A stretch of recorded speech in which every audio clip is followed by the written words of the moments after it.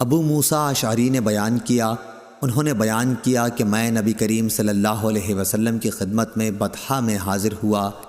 آپ صلی اللہ علیہ وسلم وہاں حج کے لیے جاتے ہوئے اترے ہوئے تھے۔ آپ صلی اللہ علیہ وسلم نے دریافت فرمایا کہ کیا تمہارا حج ہی کا ارادہ ہے؟ میں نے کہا جی ہاں۔ آپ صلی اللہ علیہ وسلم نے پوچھا اور احرام کس چیز کا باندھا ہے؟ میں نے کہا میں نے اسی کا احرام باندھا ہے جس کا نبی کریم صلی اللہ علیہ وسلم نے احرام باندھا ہو۔ آپ صلی اللہ علیہ وسلم نے فرمایا تو نے اچھا کیا، اب بیت اللہ کا طواف اور صفا اور مروہ کی سعی کر لے، پھر احرام کھول ڈال۔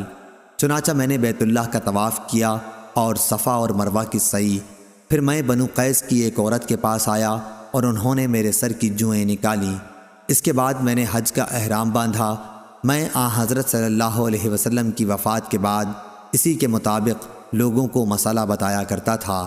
جب عمر رضی اللہ عنہ کی خلافت کا دور آیا، آپ رضی اللہ عنہ نے فرمایا کہ ہمیں کتاب اللہ پر عمل کرنا چاہیے کہ اس میں ہمیں حج اور عمرہ پورا کرنے کا حکم ہوا ہے، اور رسول اللہ صلی اللہ علیہ وسلم کی سنت پر عمل کرنا چاہیے کہ اس وقت آپ نے احرام نہیں کھولا تھا جب تک ہدی کی قربانی نہیں ہو گئی تھی، لہٰذا ہدی ساتھ لانے والوں کے واسطے ایسا ہی کرنے کا حکم ہے۔